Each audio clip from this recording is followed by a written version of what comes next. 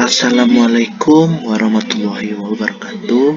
Perkenalkan, saya Aditya Firdaus, NIM 20121996, dengan mata kuliah konsep dasar fisika SD akan menjelaskan video pembelajaran saya tentang energi dan perubahannya serta hukum kekekalan energi. Saya berterima kasih kepada dosen pembimbing saya, Ibu Rizda Amin.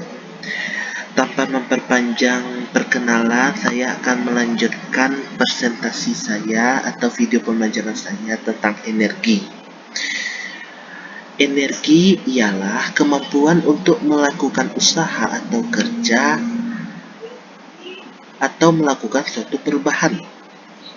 Satuan internasional atau SI untuk energi adalah Joule atau J, diambil dari jumlah yang diberikan pada suatu objek melalui kerja mekanik dengan memindahkannya sejauh 1 meter dengan gaya 1 Newton. Contoh energi atau penggunaan energi dalam kehidupan kita sehari-hari ialah ketika kita berjalan, pasti kita memerlukan energi. Ketika bermain, pasti juga memerlukan energi. Bekerja, memasak, dan lain juga memerlukan energi. Setiap kegiatan memerlukan energi dalam jumlah dan bentuk yang berbeda, tergantung dengan usaha yang kita berikan. Ya. Macam-macam energi yang kita kenal, yang pertama adalah energi potensial. Energi potensial itu adalah energi yang dimiliki benda karena keadaan atau kedudukannya.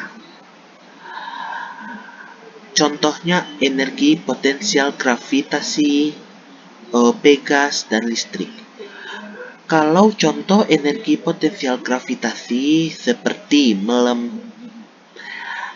melepar benda dari ketinggian tertentu, maka benda tersebut akan jatuh ke bawah. Itu adalah energi potensial gravitasi. Yang kedua, energi kinetik, yaitu energi yang dimiliki benda saat bergerak. Energi itu akan dilepaskan hilang jika benda berhenti diam. Berarti maksudnya jika energi suatu benda itu bergerak, maka dia mengandung energi kinetik. Kalau benda bergerak, maka mengandung energi kinetik. Tapi kalau benda tersebut tiba-tiba diam, maka hilanglah energi kinetiknya. Jadi pembeda energi potensial dan kinetik ialah kalau energi potensial itu kedudukannya, kalau kinetik benda harus bergerak, seperti itu. Bentuk-bentuk energi. Yang pertama, energi kimia.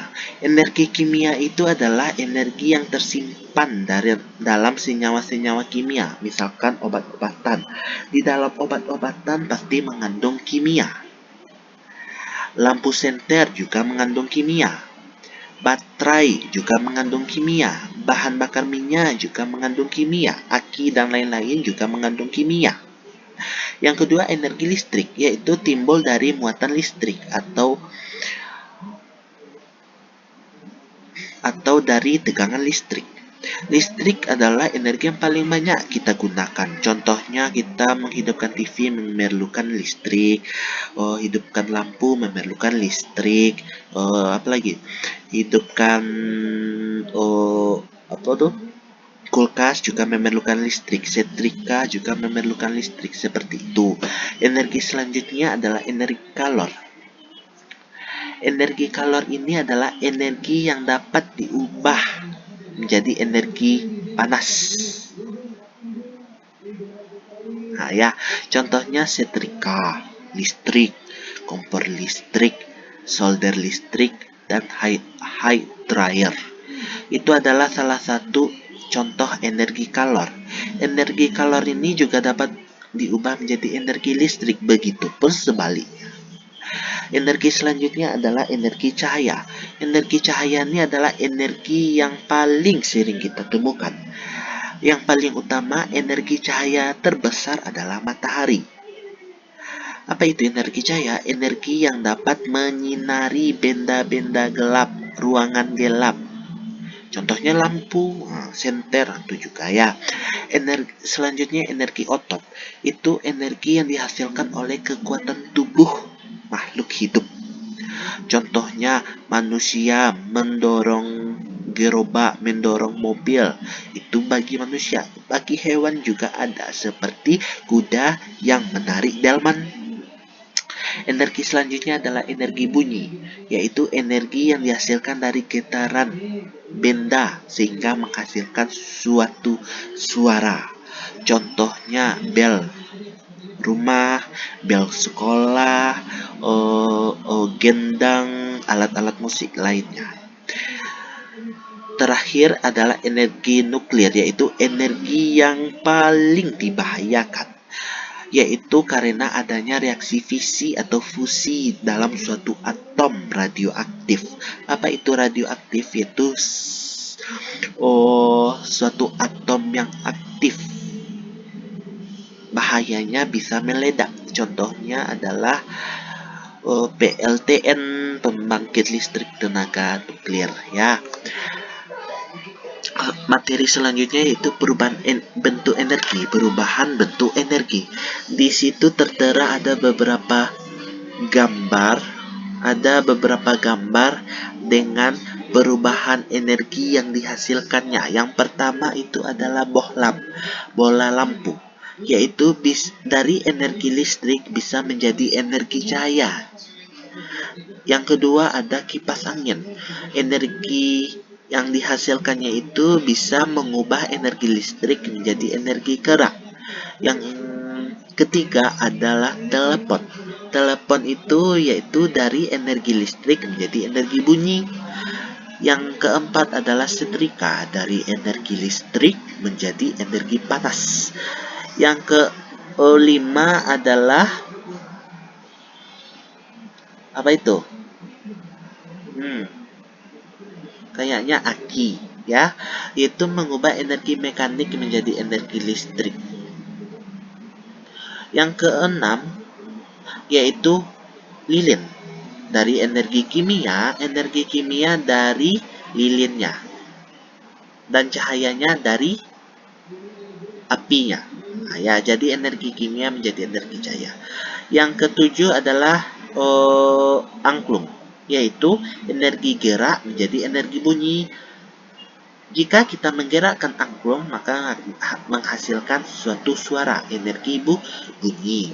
Yang terakhir adalah setrika zaman dahulu atau setrika arang, yaitu dari energi kimia menjadi energi panas.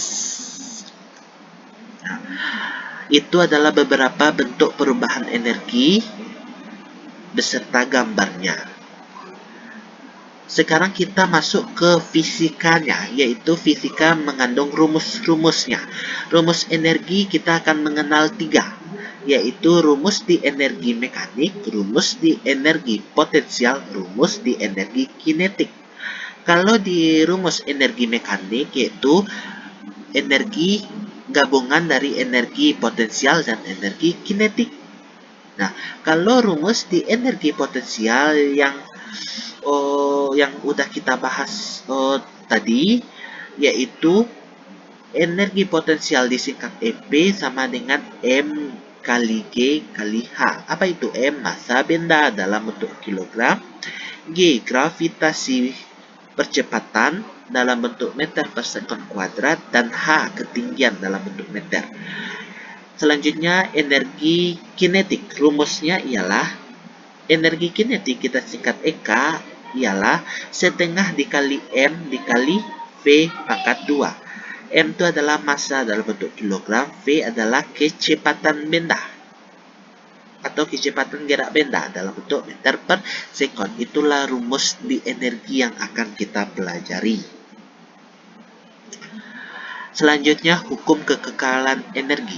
Apa itu hukum kekekalan energi? Ada bunyinya, yaitu hukum kekekalan energi menyatakan bahwa energi tidak dapat diciptakan dan dimusnahkan, tetapi hanya dapat berubah dari satu bentuk ke bentuk energi lain. Contohnya, buah jatuh dari pohon, lempar tangkap bola, dan lain sebagainya.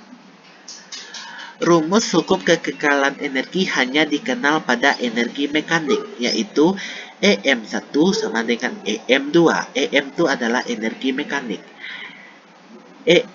Rumus energi mekanik adalah energi kinetik tambah energi potensial, atau EK tambah EP yang kita bahas rumus sebelumnya.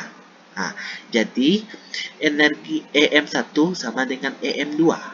Ya, rumus EM adalah EK1 tambah EP1 sama dengan EK2 tambah EP2. Ya, gimana analisis hukum kekekalan energi mekanik? Nah, sebuah bola berada pada ketinggian H, maka energi potensial di titik A. Itu contohnya. Berarti energi potensial pada bola. Jika bola jatuh, maka dia jatuh ke bawah. Percepatan gerak benda itu adalah V. Jatuh ke bawah adalah V. Ketinggian dari titik asal sampai tiba di titik 0, maka itu ketinggian. Nah, itu dia rumusnya ya. Nah, contoh soal lagi. Berarti kita udah mengenal tentang energi dan kekekalannya. Sekarang kita masuk ke contoh soalnya. Contohnya ialah buah kelapa bermassa 1,4 kg jatuh dari pohon dengan ketinggian 10 meter di atas tanah. Percepatan gravitasinya adalah 10 meter per sekon kuadrat. Tentukan. Yang pertama, energi potensial dan energi kinetik mula-mula, berarti EP0 dan EK0. Yang B, energi potensial dan energi kinetik pada ketinggian 5 meter serta kecepatan kelapa saat itu. Yang C, kecepatan saat menyentuh tanah. Berarti berapa kecepatan dari awal sampai menyentuh tanah. Itu maksudnya ya. Kita buat dulu. Diketahuinya adalah massanya 1,4 kg. Ketinggiannya 10 meter. Kecepatan gravitasinya 10 meter per sekon kuadrat. Ditanyanya EP dan EK mula-mula. EP dan EK saat H 1 sama dengan 5, maka ditanyanya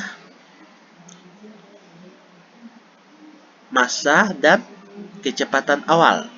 Yang C adalah kecepatan saat menyentuh tanah. Ingat, kita jawab yang A. Ingat rumus energi potensial, yaitu massa kali percepatan gravitasi dikali ketinggian, maka EP sama dengan 1,4 dikali 10 kali 10 dapat 140 Joule. Kalau energi kinetiknya apa rumusnya tadi? Setengah kali MV pangkat 2. Maka energi kinetiknya adalah setengah dikali 1,4 kali 0,2 sama dengan 0. Berarti dia tidak memiliki energi kinetik. Yang B lagi, energi potensial 1. Berarti dia rumusnya MG H1. Mengapa gitu? Karena dia berada di ketinggian tertentu, berarti kita misalkan H1. Nah, itu dia caranya ya. Nah, EP1 sama dengan 1,4 dikali 10 kali 5. Dapat EP1-nya 70 Joule. Maka EP1 tambah EK1 sama dengan EP tambah EK. Rumusnya tadi 70 tambah EK1 sama dengan 140 tambah 0. EP dan EK tadi udah kita dapat hasilnya di poin A, tinggal masuk rumus. Jadi EK1 140 kurang 70, dapat EK1-nya 70 Joule. Dan dapat kita energi potensialnya pada ketinggian tertentu dan energi kinetiknya pada ketinggian tertentu. Sekarang kita mencari energi kinetik 1. Rumusnya apa? Setengah kali MV pangkat 2. Ya, jadi energi kinetik 1 kan udah dapat 70, masukin rumus 70 sama dengan setengah kali 1,4 dikali V1 kuadrat. Jadi 0,7 dikali V1 kuadrat sama dengan 70. V1 kuadrat sama dengan 70 bagi 0,7. V1 sama dengan 10 meter per sekon kuadrat. Yang C, kecepatan sapi di tanah. Pakai rumus hukum kekekalan. Berarti EP3 tambah EK3 sama dengan EP tambah EK. 0 tambah setengah kali MV3 pangkat 2 sama dengan 140 tambah 0. Setengah kali 1,4 V3 pangkat 2 sama dengan 140. 0,7 V kali V3 pangkat 2 sama dengan 140. Maka V3 pangkat 2 200 ya. Maka V3 10 akar 2 meter per sekon. Sekian